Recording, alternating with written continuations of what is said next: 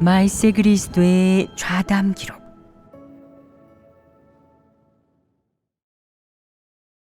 글귀와 도리를 말하는 것과 진리 실제의 차이. 발췌문. 진리 실제란 무엇이냐? 진리 실제란 무엇을 지칭하느냐? 진리 실행을 지칭하는 것이다. 사람이 진리를 깨닫고 실행할 수 있으면 진리가 사람의 실제이자 생명이 되며, 사람이 진리에 따라 살면 진리 실제가 있게 되는 것이다. 만약 사람이 글귀와 도리만을 말할 줄 알고 진리를 실행하지 못한다면 그것은 진리 실제가 없는 것이다. 글귀와 도리를 말할 때는 진리를 깨달은 것처럼 보이지만 전혀 실행하지 못한다면 이는 진리 실제가 없다는 증거이다. 그렇다면 어떻게 해야 진리 실제에 진입하겠느냐? 하나님 말씀을 현실 생활에 적용하여 하나님 말씀을 체험하고 실행하는 과정에서 진리에 대한 인식이 생기는데, 감성적인 것이 아닌 실제 체험과 참된 인식이 생기고 원칙 있게 일을 처리한다면 이것이 바로 진리 실제에 진입한 것이다. 그렇다면 너희는 지금 어떤 진리의 체험과 참된 인식을 지니고 있느냐? 진리가 생명이 된 그런 느낌이 있느냐? 어떤 측면의 진리이든 하나님 말씀 한 단락을 읽을 때 자신과 일치하고 자신의 내적 상태와 완전히 부합하고 특히나 감동하게 되며, 하나님 말씀이 자신의 마음에 와닿고 하나님 말씀이 무척이나 옳다고 여겨 진심으로 탐복하게 되며 자신의 내적 상태를 인식하게 되고 또 어떻게 실행해야 하나님 마음에 합하는지를 알게 된다. 이렇게 하나님 말씀을 먹고 마시어 하나님 말씀에서 도움, 깨우침과 비피춤, 공급을 얻은 후 내적 상태가 바로 잡히면 하나님의 말씀이 정말 좋다고 느끼고 기뻐하고 만족하게 된다. 그리고 하나님 말씀에 대한 인식이 생겼으며 하나님이 한 그 말씀이 무슨 의미인지를 알게 되었고 하나님 말씀을 어떻게 체험하고 실행해야 하는지를 알게 되었다고 느낀다. 너희는 종종 이렇게 느끼지 않느냐? 그렇습니다. 그렇다면 그렇게 느끼고 나서 그 하나님 말씀에서 진리를 얻었다고 느꼈느냐? 느끼지 못했습니다. 그렇다면 그 느낌은 감성적인 것이고 일시적인 감동이다. 약간의 수확과 진입이 있다고 해서 그것이 진리를 깨닫고 진리 실제에 진입했다는 것을 의미하지는 않는다. 이는 그저 초기 체험에 불과하며 진리의 문자적인 의미를 이해한 것일 뿐이다. 진리를 깨닫는 것에서 진리 실제에 진입하기까지의 과정은 다소 복잡하며 상당히 오랫동안 체험해야 한다. 글귀와 도리를 이해하는 것에서 진정으로 진리를 깨닫기까지 이는 한두 번 또는 서너 번의 체험으로 성과에 이를 수 있는 것이 아니다. 한 번 체험으로는 조금밖에 수확하지 못하니 여러 번 체험해야만 참된 수확을 얻게 되고 진리를 깨닫는 성과에 이를 수 있다. 마치 어떤 문제를 한 번 생각할 때는 빛을 조금 얻고 여러 번 생각하면 큰 수확을 거두고 이를 꿰뚫어 볼 수 있으며 몇 년을 생각하면 완전히 꿰뚫어 보게 되는 것처럼 말이다. 그러니 하나님 말씀을 인식하고 진리를 깨닫는 것은 몇 번의 체험으로 되는 그런 간단한 것이 아니다. 너희는 그런 체험이나 경험이 있느냐? 아마 다들 약간은 있을 것이다. 이제 막 하나님 말씀을 체험할 때는 빛이 약간 있기는 하지만 인식이 여전히 얕아 도리를 이해하는 것과 거의 차이가 없으며 단지 좀 더 실제적인 느낌이 들 뿐이다. 이는 한두 마디 말로 분명하게 말할 수 있는 것이 아니기에 교제를 통해 글귀와 도리보다 좀 더 실제적임을 느끼도록 해야 한다. 만약 좀 더 깊게 체험하여 세부 사항을 조금 말할 수 있다면 훨씬 실제적인 느낌이 든다. 계속해서 한동안 체험하여 참된 인식을 말할 수 있다면 감성적인 말에서 이성적인 말로 승화하게 될 것이다. 이것이 바로 진정으로 진리를 깨달은 것이다. 하나님 말씀을 더 실행하고 체험하면 진리의 원칙을 파악할 수 있고 진리를 어떻게 실행해야 하는지를 알게 된다. 이것이 바로 진리 실제에 진입한 것이다. 이때 다시 체험 간증을 하면 듣는 사람이 실제적이라고 느껴 입에 침이 마르도록 칭찬하게 된다. 이 정도 수준이 되면 하나님 말씀이 사람의 생명 실제가 된 것인데 이런 사람만이 진리를 얻었다고 할 수 있다. 하나님 말씀을 체험해 진리를 얻는 과정은 이처럼 간단하지만 몇 년 또는 십수년간 노력하지 않으면 이룰 수 없다. 하나님 말씀을 체험하고 실행하기 시작할 때 사람은 모두 간단하다고 상상한다. 하지만 일이 닥치면 어떻게 직면하고 처리해야 할지를 몰라 온갖 어려움이 닥치게 된다. 관념과 상상도 나와 방해하고 패괴의 성품도 나와 교란하며 좌절과 실패를 만나면 어떻게 체험해야 할지 모르게 된다. 사람은 모두 패괴의 성품이 있는 무척이나 취약한 존재이기에 소극적이 되기 쉬우며 공격, 비방, 판단에 부딪히면 쉽게 무너지고 일어나지 못한다.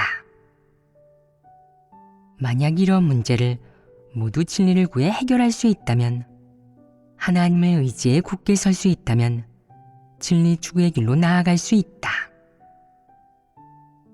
만약 사람이 진리에 흥미를 느끼지 못하고 진리를 보배로 여겨 체험하거나 얻지 않는다면 그는 진리 실행에 힘이 없어 조금만 어려움이 있어도 쓰러져 앞으로 나아가지 못하게 된다. 이런 사람은 겁쟁이로 진리를 얻기 어렵다. 하나님 말씀은 모두 진리이고 하나님이 사람에게 베풀어주는 새로운 생명이다. 사람이 진리를 받아들이는 목적은 무엇이냐? 바로 진리 생명을 얻고 진리를 자신의 생명으로 삼아 체험하기 위함이다. 진리가 사람의 생명이 되기 전에는 주로 패괴의 성품을 해결하기 위해 진리를 받아들인다. 어떤 패괴의 성품을 해결하는 것이겠느냐? 주로 폐역, 관념, 상상, 교만함과 방자함, 이기적인 것과 비열함, 교활함과 간사함, 무성의하게 대충하는 것, 무책임함, 비양심적이고 비이성적인 것 등등이다. 결국에 이루는 성과는 무엇이겠느냐? 정직한 사람이 될 수 있고 하나님께 순종할 수 있고 하나님을 크게 높일 수 있고 하나님을 경배할 수 있고 하나님에 대한 충성심과 진실한 사랑을 갖게 되고 죽을 때까지 순종할 수 있게 된다. 이런 사람이 진정한 사람의 모습을 온전히 살아내며 진리와 인성이 있는 사람이 된다. 이는 진리 축으로 이룰 수 있는 최고의 경지이다. 그렇다면 하나님 말씀을 어떻게 먹고 마시고 체험해야 사람의 패괴의 성품을 해결할 수 있겠느냐? 이는 간단한 문제가 아니다. 패괴의 성품은 실제로 존재하는 문제이며 사람의 현실 생활 속에서 종종 자연스럽게 드러난다. 사람은 어떤 문제에 직면하든 어떤 일을 하든 모두 패괴의 성품을 드러낸다. 예를 들어보자. 무슨 말을 하고 어떤 일을 하든 대부분의 경우 사람은 다 속셈과 목적을 지니고 있다. 그런 말과 행동이 진심인지 가식인지, 내면에 무엇이 숨겨져 있는지, 어떤 함정이 있는지를 식견이 있는 사람이라면 다 느낄 수 있다. 그렇다면 그런 것들이 자연스럽게 드러나는 것 아니겠느냐? 사람이 숨길 수 있겠느냐? 말이나 행동을 하지 않아도 일이 닥치면 사람은 다 반응을 한다. 우선 표정으로 드러내며 말과 행동에서는 더 많은 것을 드러낸다. 식견이 있는 사람이라면 다 알아볼 수 있으며 오직 바보와 멍청이만이 분별할 줄 모른다. 사람이 패괴를 드러내는 것은 매우 정상이며 이는 모든 사람에게 존재하는 실제적인 문제라고 말할 수 있다. 하나님이 말세 사역에서 이렇게 많은 진리를 선포한 목적은 무엇이겠느냐? 바로 사람의 패괴의 성품과 죄 짓는 근본 원인을 해결하기 위해 사람을 구원해 사탄의 패괴에서 벗어나도록 하기 위해 사람이 구원받아 사탄의 권세에서 벗어나도록 하기 위해 더 나아가 사람에게 생명, 진리, 길을 베풀어 주기 위해 선포한 것이다. 만약 하나님을 믿으면서도 진리를 받아들이지 않는다면 사람은 패괴의 성품이 정결케 될 수 없으며 구원받을 수 없다. 그래서 진심으로 하나님을 믿는 사람이라면 다들 하나님 말씀을 실행하고 체험하기 위해 공을 들일 것이고 드러낸 패괴의 성품을 통해 자신을 반성하고 인식할 것이며 하나님 말씀에 담긴 진리를 구해 자신의 패괴의 성품을 해결할 것이다. 진리를 사랑하는 사람은 하나님 말씀을 읽을 때 자신에 대한 반성과 인식을 중시하고 하나님 말씀이 마치 거울처럼 자신의 패괴된 주태를 모두 드러낸다고 느낀다. 그리하여 하나님 말씀에서 하나님의 심판과 형벌을 받아들이고 점차 자신의 패괴의 성품을 해결한다. 자신이 패괴의 성품을 적게 드러내고 하나님께 진실로 순종하는 것을 보면 진리 실행이 많이 쉬워지고 어려움이 없다고 느끼게 된다. 이때 자신에게 참된 변화가 생겼음을 알게 되어 전능하신 하나님께서 나를 구원하시어 패괴의 성품의 결박과 단속 그리고 사탄의 권세에서 벗어나도록 해주셨어 라며 마음속으로 진실하게 하나님을 찬미하게 된다. 이는 모두 하나님 말씀의 심판과 형벌을 체험하여 얻은 성과이다. 사람이 만약 하나님 말씀에서 심판과 형벌을 체험할 줄 모른다면 패괴의 성품은 영원히 정결케 될 수가 없으며 사람 또한 사탄의 권세에서 벗어날 수가 없다. 진리를 사랑하지 않는 사람이 매우 많다. 그들도 하나님 말씀을 읽고 설교를 듣지만 그러고 나서 하는 말이라고는 글귀와 도리뿐이다. 그 결과 하나님을 여러 해 믿어도 패괴의 성품을 전혀 해결하지 못하는데 여전히 타고난 그대로의 사탄 마귀이다. 그들은 하나님 말씀을 전파하기만 하면 하나님 말씀을 조금 암송할 수 있고 다른 사람과 하나님 말씀을 교제할 수만 있다면 글귀와 도리를 많이 말할 줄만 알면 도리를 이해하고 자신을 자제할 줄 알기만 하면 패괴의 성품을 해결할 수 있다고 생각한다.